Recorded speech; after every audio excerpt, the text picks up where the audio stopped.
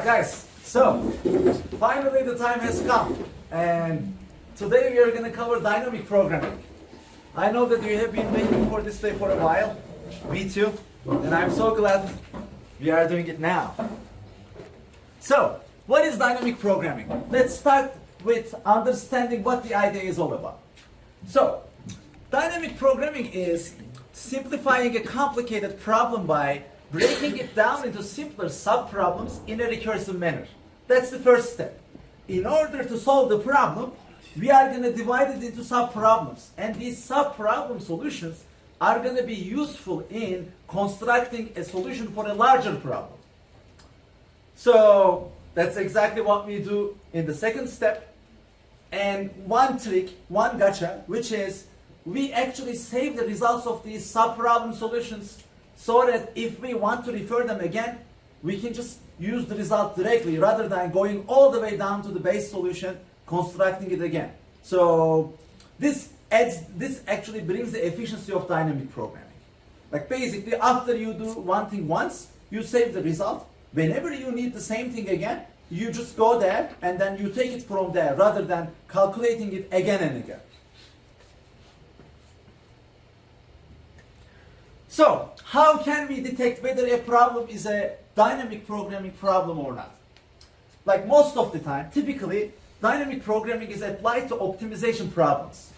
Meaning, there are many solutions with values, like we are either trying to maximize that value or minimize that value. And we are looking for an optimal solution. We are not just looking for a solution, we are looking for an optimal solution. But at the same time, it doesn't mean that there is only one optimal solution. Like there can be many optimal solutions, perfect results with the same score, but they can be different from each other. So like it's an important difference. With dynamic programming, we can go to one of the optimal solutions. And there is no guarantee that there will be only one optimal solution. There can be more than one. So with examples, it's going to be more clear as always. Our first example is a very simple one. Let's think about Fibonacci. Is the code readable or should we put it on the whiteboard? Maybe it will be better to put it on the whiteboard.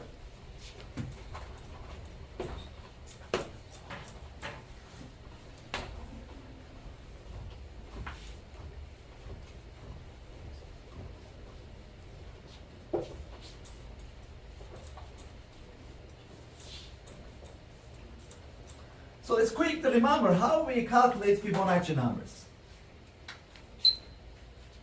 So let's work with first 10 Fibonacci numbers. We start with 1, 1, and then 2, 3, 5, 8, 13, 21, 34, 55.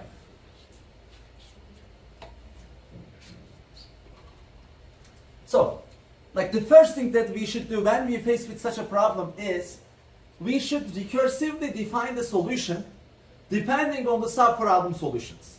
So when it comes to Fibonacci, how can we do that? Let's take a look at FibN. What is the definition of FibN? Let's try to come up with the full formula. So with recursive definitions, there are two things that we should take care of, right? First, we need to define the recurrence relation so that we know how to define Fn based on subproblem values. And the second thing is we need to decide where we should stop, which is our base case. So in case of Fibonacci, what is our base case? The first two numbers are 1, right? So we can say if n is less than 3. Actually, we don't need if for the mathematical description. Our solution is just 1. And if that is not the case, n is greater than or equal to 3, fib n is equal to fib n minus 1 plus fib n minus 2. So, now we have the recursive definition of the function. And so the thing that dynamic programming is helping us is when we save the solutions of the subproblems in some place, like we mentioned about this in the early days, right? We call it memorization. So that's like one type of dynamic programming, one part of dynamic programming. Once we do that, we don't have to calculate these results again and again. So now let's take a look at the tree of fib n. Like let's say we want to calculate fib 5. By this definition, which subproblem solutions fib 5 is going to look for? Fib 4 and fib 3. How about fib 4?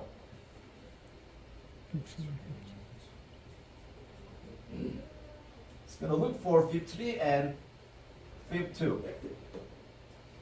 And again I have fib 3 called here, like which is still greater or equal to 3.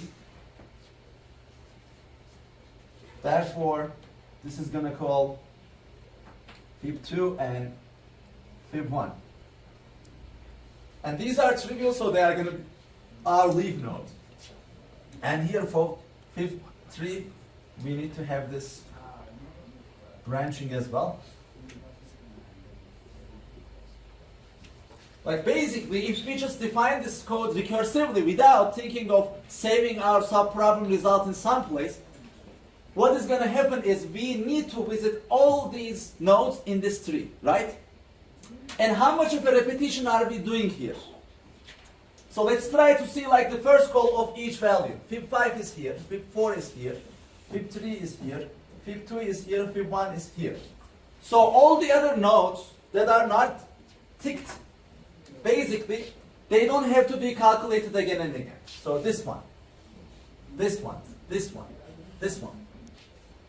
Like you can think of these guys are trivial because they are the base cases, that is true. But what will happen when I add fib 6 over here? And I'll have this whole tree again here, right, for fib 4. So you can actually see just in couple levels going up, there will be more and more repeated subproblem calculations. So that's why dynamic programming can actually save us a lot of time in such cases. Because if total number of subproblems that we need the solution of to construct the larger solutions is polynomial, then by applying this principle, meaning calculating one subproblem result once, saving it and using it from there, instead of recalculating it again and again, we can solve exponential recursive solutions into polynomial dynamic programming solutions. That's why it's a very powerful technique and used in many different disciplines. So, are you guys able to see the code piece over here, or should I write it to the whiteboard? You can see. Okay. So let's start with the recursive definition of fib function here. Let's assume the result is going to fit into integer, and we take n. Our base case is if n is less than 3, we are going to return 1.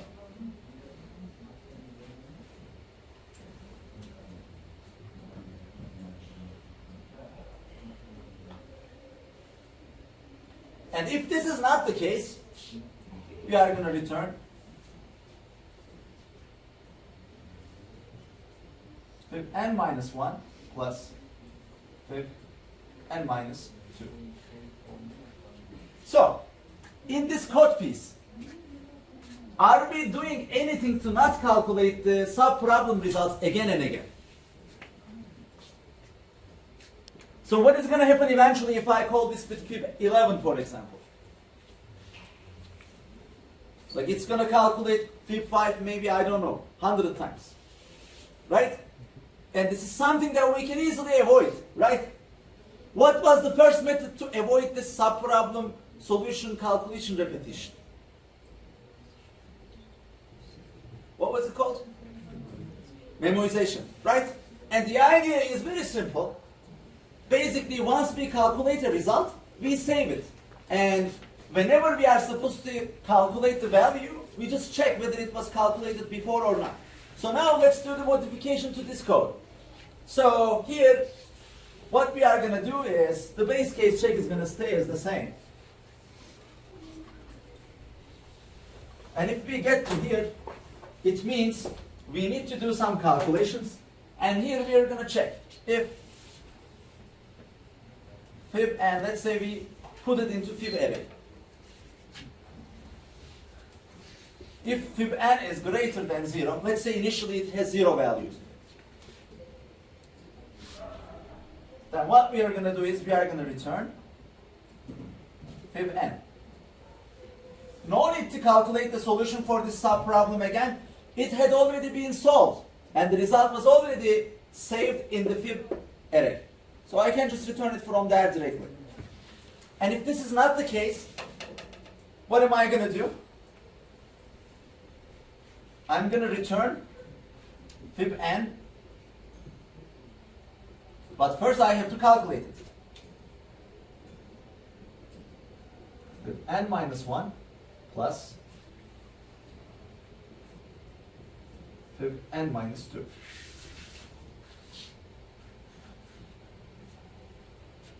So is this clear to everybody what we are doing here? With the help of this, what is going to happen is, once we try to calculate the value of fib3 again, we are not going to dive into its subproblems anymore. Because we already know that it was calculated here and saved. So therefore, we are going to get the result directly rather than calculating it again.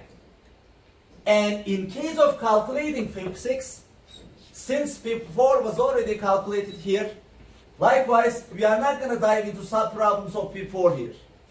We are going to use the result that we calculated from previous subproblem solutions. It was already calculated once. We are still living in the same world. No point to solve the same subproblem again and again. And like this is actually top-down approach. Meaning, when we want to calculate fib n, we start from the top and then we continue diving into subproblems until we hit to the base case or a subproblem that had already been solved and its result was saved. And after that point, we get that result, and by using such subproblem results, we construct a larger solution. And then we return it back. We give it back to the upper covers. And eventually, like it comes down here, here, here, and then goes back up here, here, here, and then it returns back. So this is called top-down approach. We start from the top, we go to the down. There are some advantages and disadvantages of top-down and bottom-up approaches. We are going to get to that in a minute. But before we go, I also want to show you how the bottom-up approach would work for Fibonacci.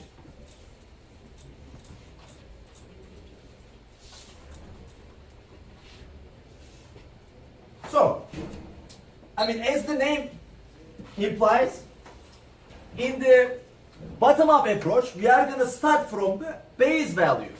What are our base cases for Fibonacci? 1 and 1, or like first and second element, right? So that's where we are going to start from. So let's say this is top-down. And here we are going to have bottom-up Fibonacci. And again, I assume the result is going to fit into integer.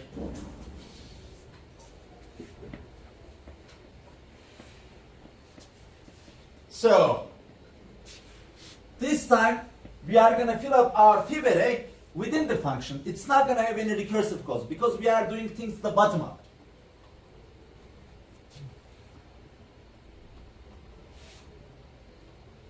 Let's say we support up to max n.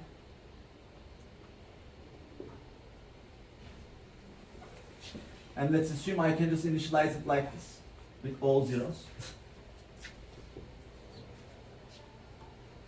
And the first thing I should do is I should set my base cases, right? And my base cases are fib1 is equal to, fib2 is equal to 1. Yes? It's not clearly visible.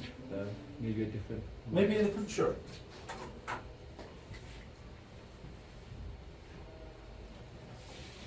Up to this point, is it clear, or maybe I can just do this? Like it's just we just define the array and then we initialize the first two elements with 1 because this is our base case.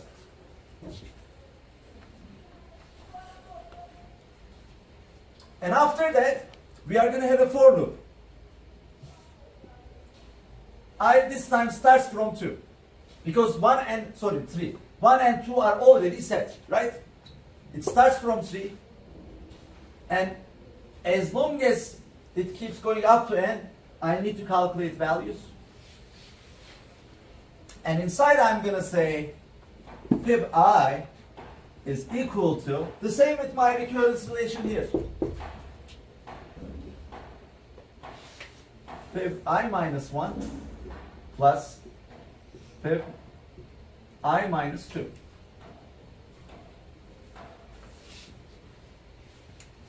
And once I get here, fib n is already calculated. So we can just return fib n. Like this is diagonal, unfortunately.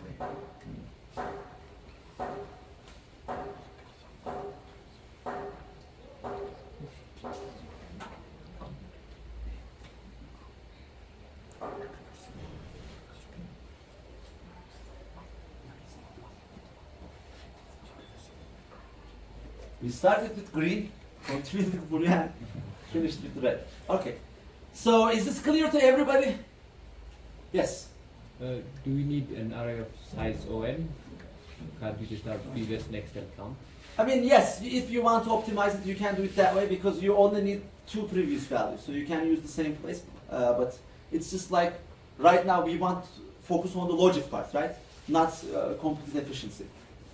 Okay, Murat, is this clear? Yes. Okay. So, now let's take a look how we are going to create a dynamic programming solution. So, the first thing we should do is to characterize the structure of an optimal solution. What does that mean? If we look at the Fibonacci example, this is how we are going to write the recurrence relation for solution of n. And in Fibonacci, we know that fib n is defined as fib n minus 1 plus fib n minus 2, right? So if we want to think about another easy problem, we can think of factorial problem. How about factorial n? How is factorial n is defined? From n minus 1 up to 1. N times factorial n minus 1, right? If we think of the recurrence relation. The definition is going to be like this. So the first thing we should do is this. And then we should recursively define the value of an optimal solution. Meaning, we start from n, and then recursively we are going to make calls for our subproblems. N minus 1, n minus 2, n minus 3, and so on. We don't know which ones are needed. There can be some problems which are skipping some of the subproblems. Like in the case of recursion or Fibonacci, we don't skip any of the subproblems. Like n requires n minus 1, n minus 1 requires n minus 2, and so on. But there are different types of problems in which some subproblems can be skipped. Like fib n, sorry, not fib n, but like fn might depend on fn minus 2 and fn minus 4, for example. In that case, n minus 1 and n minus 3 subsolutions are not going to be used. And after that, after we hit to the base, we are going to calculate the value, and then we are going to bring it back up for the top-down approach. And if we are using the bottom-up approach, then we are going to start from the base case, as in here, and then continue constructing the solution up to the desired problem level. So any questions about how dynamic programming algorithm creation works? Is this clear to everybody?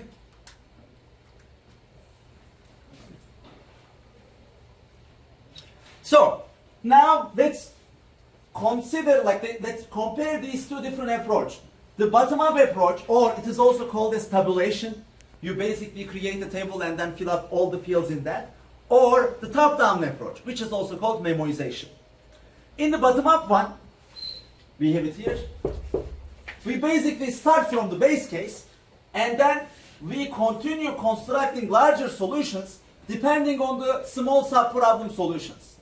But as you see, like with this approach, we are filling up every single entry in our table.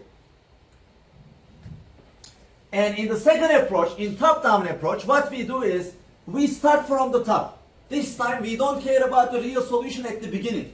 We care about the recurrence relation. We care about how we are going to get to the solution. And then we start from the top and then we call our sub-problem solvers. And these sub-problem solvers, until they hit to the base case, they will continue calling some other sub-problem solvers. And once we hit to the base case, we are going to get the result from there. And after that, by using these results, we are going to construct the solution for the low-level sub-problems. And then these solutions are going to be put together, they are going to be reported up, and this way we are going to come back to the top caller. That's how we are going to calculate the solution. So are both approach clear to everybody? Top-down and bottom-up. Because there are different scenarios for which one of them can be more proper than the other. That's why we want to feel comfortable with both of them. So, let's take a look another example of bottom-up approach to make things more clear. So what was it? It starts from the solution of the base case and constructs the larger problem solutions as we go. So another example was factorial for dynamic programming, right? And what is the base case of a factorial? 0, right? 0 factorial is 1. We know that. And after we set the base case, all the upcoming cases of all the larger problems, they can be calculated based on previously solved subproblem solutions. So 1 factorial, it is going to depend on the result of 0 factorial. 0 factorial times 1 is going to be 1 factorial. 1 factorial times 2 is going to be 2 factorial. And so on. Once we go up to n, we will be able to calculate all the factorial values. And by using this DP array, we can return any kind of factorial causing constant time. So in the bottom-up approach, usually what we do is like we solve all the subproblems. Like we basically populate all the values. And whenever a value is asked, then we just go ahead and return it. So that's why usually in such cases, like it's gonna work, like it's gonna do the pre-computation at the beginning to calculate all the values, and then we are gonna return the desired answer based on given n. But in the case of top-down approach, some of the sub-problem solutions can be skipped. Meaning, we don't have to calculate everything from the beginning. Once n comes in, then we can start calculating up to that value. So, if we take a look at this top-down factorial code, since our base case was 0, when x is 0, we just return 1. And if, like, assume the DP array was initialized with -1s, if the value inside is not -1, then we can just return the value, because that subproblem was already solved before. I have the result, that's why. And if that is not the case, I have to calculate the solution. And I use my recursive formula to calculate the solution. So, now let's compare these two approaches, bottom-up approach and top-down approach, based on some criteria to get to know under what circumstances one is better than the other. Like this one is important because the choice you make can make coding easier, can make coding harder, can make execution faster, can make execution slower. So that's why it's an important trade-off, and I want you to understand this comparison very well. Let's start from defining our state as well as how easy it is going to be to move from one state to another. Most of the time, with bottom-up approach, it is difficult to define the state transitioning, because basically we are trying to look for a recurrence relation from opposite perspective. That's why it is harder. Like once I say how would you define fib n, it's very easy to say, oh, I'm going to just sum fib n minus 1 and fib n minus 2, right? Like logically speaking, it is very easy to understand. So that's why with top-down approach, modeling the state changes is going to be easier than the bottom-up approach. But as you gain more experience, defining state transitions in bottom-up approach is going to be easy as well. Like basically you are going to get to point if you can do it with top-down approach, you can also do it with bottom-up approach. But to get to that level with some complicated DP problems, you need some experience. At the beginning, modeling state transitions with top-down approach is going to feel easier. And once we look at the code that you produce in the end, right now, obviously, once you look both codes, like it's going to be trivial enough that you're going to be like, oh, both are very readable, both are very easy. But once it comes to more complicated dynamic programming problems, it is usually harder to read the bottom-up approach codes. And it's actually because of the first reason. Since state transitions are not super easy to understand in comparison to top-down approach, the code is going to be a little harder to read and harder to reason about. And the third criterion that we are going to check is speed. So when it comes to speed, there are actually two things that you should consider. First off, if you need to solve all the sub-problems, in that case, bottom-up approach is going to be more performant. Can somebody tell me why? Like, what is the overhead are we getting by the top-down approach? We just check in a dictionary if the value exists or not, or in this case at least. We need to check in a dictionary, yes, but I mean, we can think of this as constant time. That's one of the overheads, but there is one more dominating factor which adds the extra cost. Recursion? Yes. Since we are using recursion, we are actually using the call stack. And call stack is very useful, but like anything else in life, it doesn't come for free. Therefore, once we use recursion, we should be aware that our performance is going to be slightly slower than the bottom-up approach. But don't forget that this is the case when we are solving all the sub-problems. Because there is one advantage of top-down approach when it comes to speed, which is if the problem that we are dealing with is not requiring solving all the sub-problems, in that case, basically we can skip the ones that are not needed. Therefore, instead of calculating all the sub-problem solutions in the case of bottom-up approach, top-down approach can skip the unnecessary solutions for the sub-problems whose solution is not needed to construct the larger problem solution. Is this clear to everybody? Because that's an important difference. And just to summarize, if we need to solve all the sub-problems, it's faster to go with the bottom-up approach in terms of performance.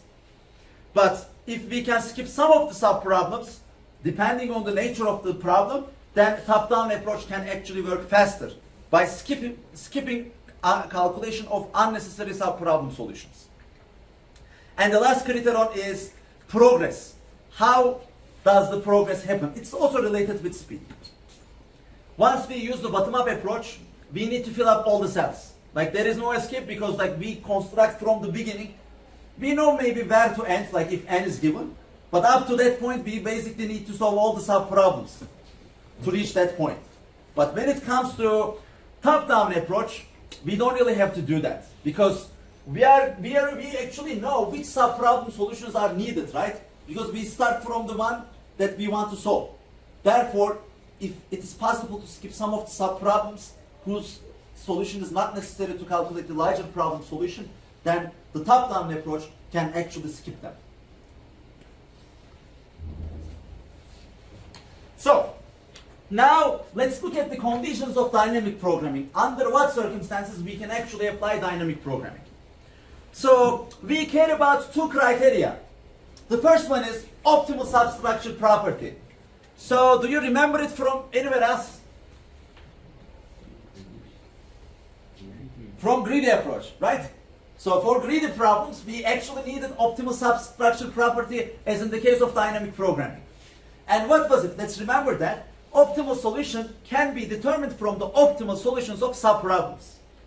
Meaning, if a solution is optimal, it is subproblem, so its sub-solutions must be optimal for corresponding smaller problems. And the second criterion is overlapping subproblems. When a recursive algorithm revisits the same problem over and over again, it has overlapping subproblems.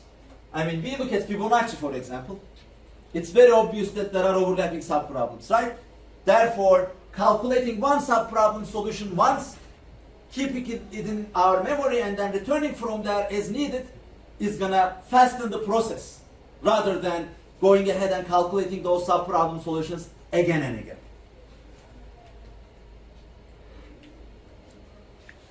So what is the advantage of dynamic programming then?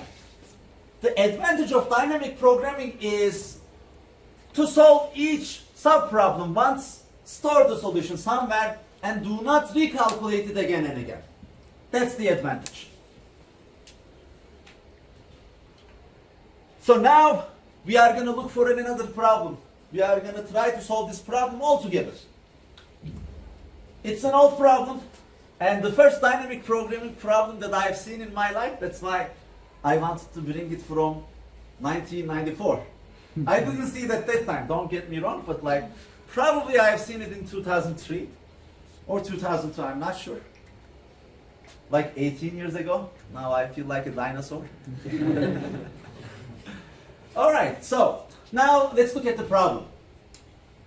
It basically asks us to write a program that calculates the highest sum of numbers passed on a route that starts from the top of the triangle, which is 7, and ends somewhere on the base. So basically, we are going to start from the top and we are going to find a way to the baseline. And at each step, we can either go diagonally down to the left or diagonally down to the right. Meaning, if we start from 7, we can either go to 3 or 8. If we are at 1, we can either go to 7 or 4. If we are at 2, we can either go to 4 or 5. So is this clear how the problem is defined? And it is asking us to come up with the highest summation from a path that is valid with the given moves. So let's think about it for a minute. Yes. What's that? You have a solution. Okay, so let's give some time to everybody to think about it and then for a minute.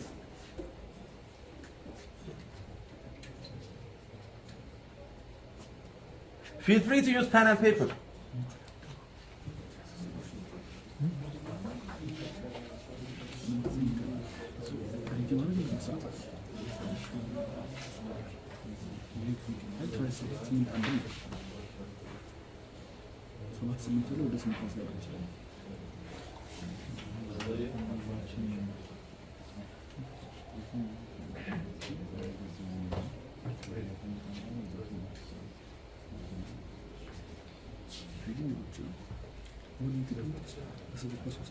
How many people have a solution in mind?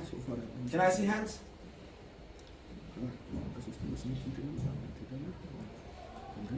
A little more.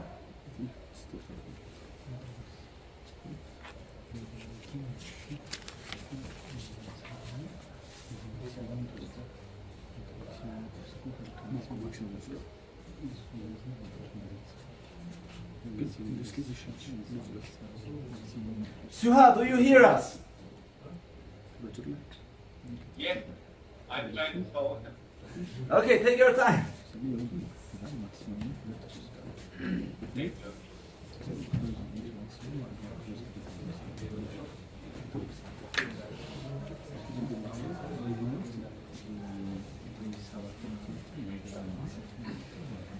And if you have a solution in mind, so please try to refute it. Now it's your time to come to the board and tell us about your solution. So basically we use a bottom-up approach and start from the second last row of the table. And then we check from its left and from its right, and then we store the maximum sum of the element and one of its children. For example, Where are we storing it to? on itself. On itself, so we update the value on itself. Yes. Okay, 2 and 5 is, for example, 7, Yes. and 7 and 5 is 12, and we do the same. Then we go up one step, and then we do the same until we get to the top, and then we have the maximums. Yes. So now let's also do time and space complexity analysis. Since we're visiting each element once, it's ON, and space it's O1 because we're not using any additional memory. Uh-huh. What else is there? I think that's it. Yeah. Thank you very much. It's not that easy. Now we want to see the implementation. Because the seat is very comfortable, I'm going to keep you up. What kind of data structure are we going to be using? Let's say it's passed in like two-dimensional vectors, like vectors of vectors. So, You can delete everything on the board.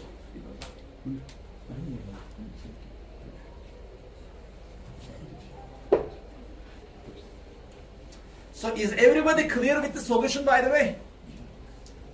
Because like, is there a point not to get the maximum elements when we are in the last second row from the last row? Like for example, is there a point to connect 2 with 4 instead of 5? No, there is no advantage of that. So that's why we can add that edge. And once we do it for all the numbers in the second last row, basically it means we are going to have one less row in the whole triangle, right? We can get the new values and treat this as if that's our new triangle that we need to solve. And apply the same strategy. Get rid of the last row, get rid of the last row, until we are done with all the rows. Yes? I'm going to assume it's going to be, it's going to be an n by n vector. Is that Sure, okay? yeah, definitely.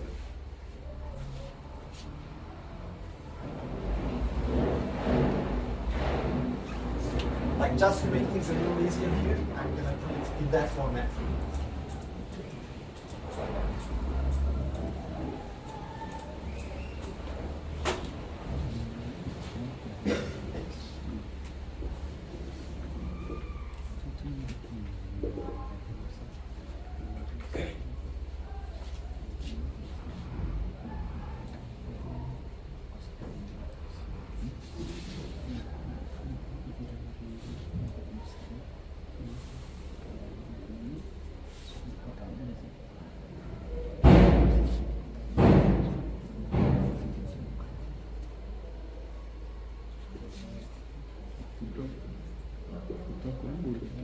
So we assume the input is passed in this two-dimensional vector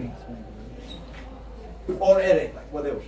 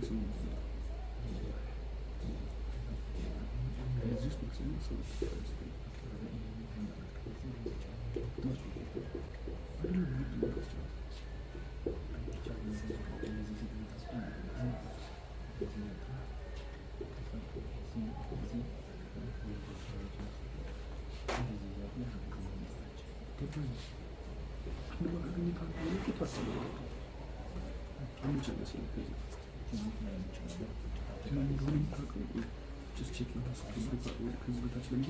this way this stuff.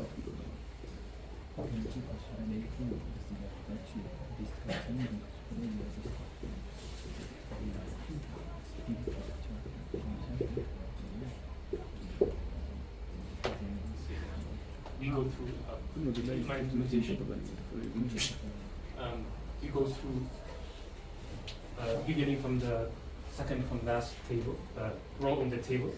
We go through every element in that row, and then we update the value of that specific row and column to the. Oh, sorry, I made a mistake.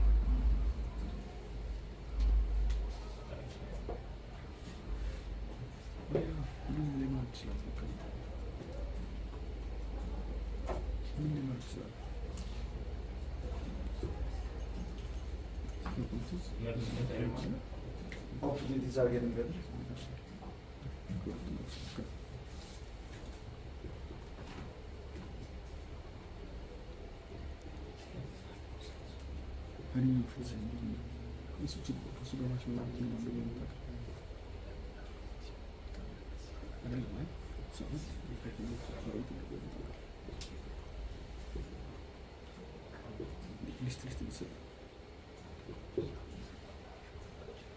So for each element in that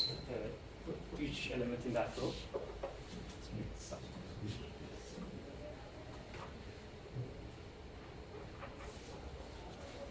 we update the value in that row and column.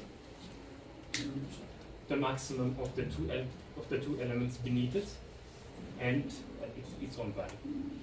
And then we do that until we reach the first row, and by then we'll have the maximum root from top to bottom. So do you mind executing it over the numbers so that we will also understand how it works from the example? Like So- you can just update everything, like because you are doing that. Right? So we start from 2 here, and then we select the maximum from 4 and 5. And since 5 is the maximum, we update the value of 5 to 7. You can use the green one. Maybe the green one is better. To 7. And then we go to the next element, which is 7, and then we check the maximum from 5 and 2. And 5 is the largest, so that's the value over here will be 12. Then we do the same here, we choose from 2 to 6. 6 is larger, value becomes 10, and 6 likewise. Then we go to the row above this one, and 12 is larger than 7, so 12 plus 8 becomes 20. And 12, 13, is this 0? Yes. 10. And then we go up to the last 23, 21. And then we this 30. So the largest sum from top to bottom is 30. Yes. Anything else? Yes, because I still feel this is very comfortable. Now that we found the solution, the maximum value, what if they also ask us to keep track of the path? Because in some of the dynamic programming problems, they might actually do that, you know? They might not just ask you the value, but also the way that you construct it. So basically, could you please return us a vector of pairs in which you're going to keep track of the path you took? Yeah, it's just going to require using additional memory. Yes. So you want to that implement? Yes.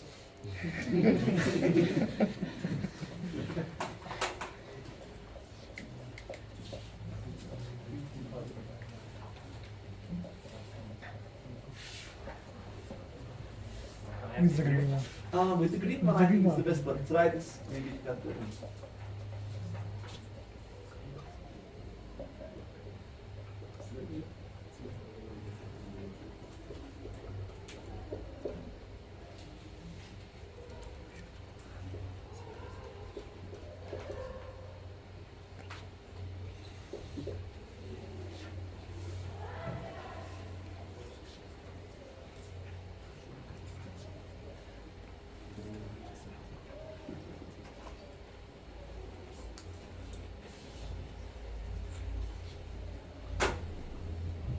By the way, you guys should think about this too, like how we can keep track of the path efficiently.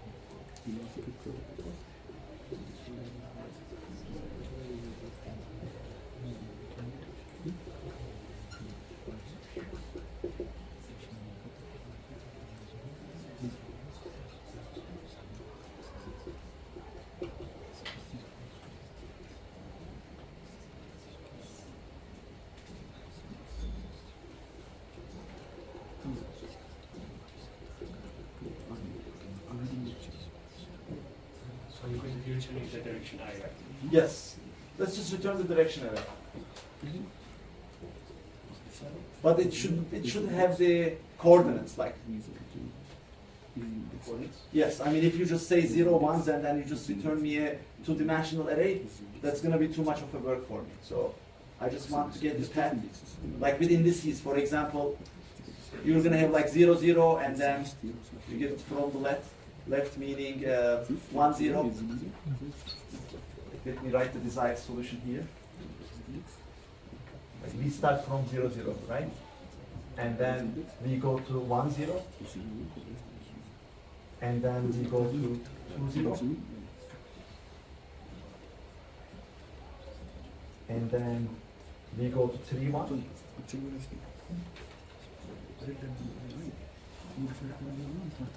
And finally we finish with 4, 2, right? Sorry, 4, 1.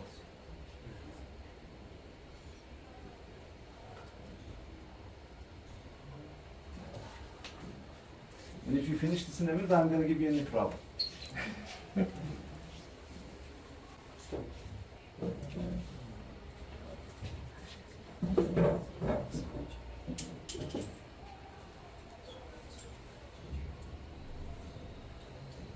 Like basically, at this point, by looking at the direction, you should be able to construct this, right? So is everybody able to follow what is going on here? So it's not just we are updating the value, but at the same time, we keep track of from which of our neighbors we get that value.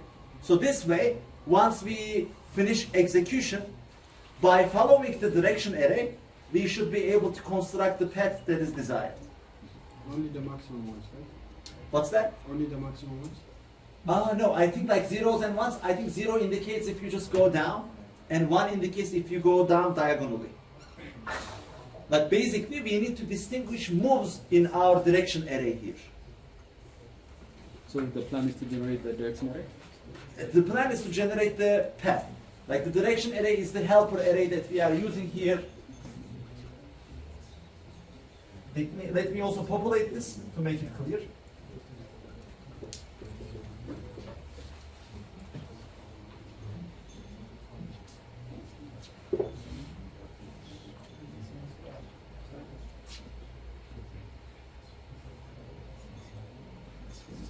Zero in it. This one is going to have 0 in it. This is 21. So this one is going to have 0. Go down.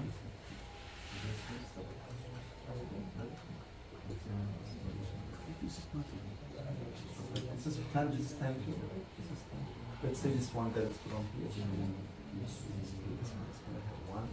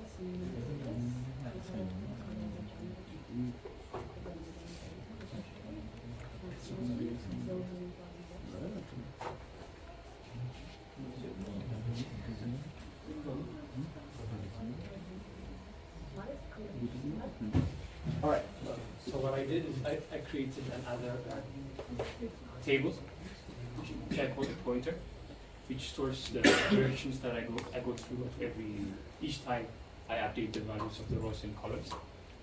For pointer at a row and column, if we go left from this, if for example we choose this path instead of this path, we store 0, and then if we choose the right path, we store 1.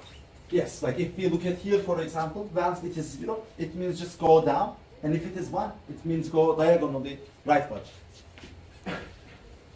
And once we finish computing the maximum sum, we go out of the loops, and then using starting from 0, 0, the starting column, we check the directions that we went through early on.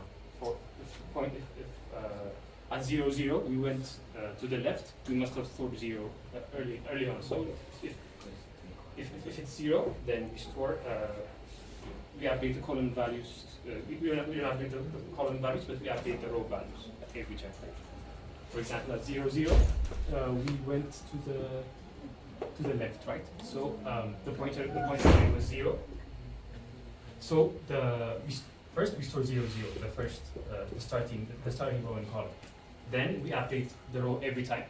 So it's going to be, the row is going to be 1.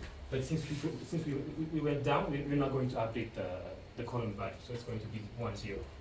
And then Because the direction array or like the pointer array had 0 in it. 0 means just go down. 1 means go to right bottom. That's why we look inside, and if it is 0, we just go down. yes. So each time we get a 1, then we update the column values to 1. And Let's execute on the example. Okay. So we got a 0. We still have a 0 on the second row, so it's going to be 1, 0. And then on the third, we have a 1, so we go to the right, so it's going to be 1, 1. 2, 1. 2, 1, yes. And then we have a 0, so we just went down, so it's going to be 3, 1. Wait, like after 1, 0, I think you still have 0 in it, so that's why you're going to go to 2, 0 first. Like the first one is 0, 0, we see 0 and we went to 1, 0, right? Yes. And then we see another 0, we went to 2, 0. So it's 2, 0. Yes, it's 2, 0, right? Sorry. It was 2, 0 first, and then we went to 2, 1, 3, 1, 1, yes. and then 4, was it? Yes, it's 4, 1. This is the path. Yep. So again, with the same time complexity, we were able to generate the direction array, and with the help of the direction array, or with the help of pointer array with your naming, we were able to construct the path that we desired for the optimal solution. So, thank you very much. Now, we can get your feedback. So, is everybody clear with the solution here? Like how we generate the path? Yes. Do we need the direction array, by the way? Do we need the direction array? Why not still You don't direction? have to keep this as an array. Like you can keep it in a map, you can keep it in a data structure you want, but you have to keep this information somehow. What if we just kept the actual index of the number? What if we keep actual Instead of index each of that direction number? pattern. Instead of like using 0 and 1 here, you might write, for example, to this one, you might write 1, 0. It would be a list though, since it's the passes it has passed so far. What's that? We'd save the list of the passes it's passed so far. For example, if we're at the bottom and then we go up, we choose which index I chose from below. Yes. But in that case, you're going to have longer lists. Like, imagine for the second level, you're going to keep one list for this one list for this one. And here, you're going to keep one list for this one list for this one, and one list for this one. So basically, it means you are going to generate lists for all of them, and actually your space complexity is going to be worse. Yeah.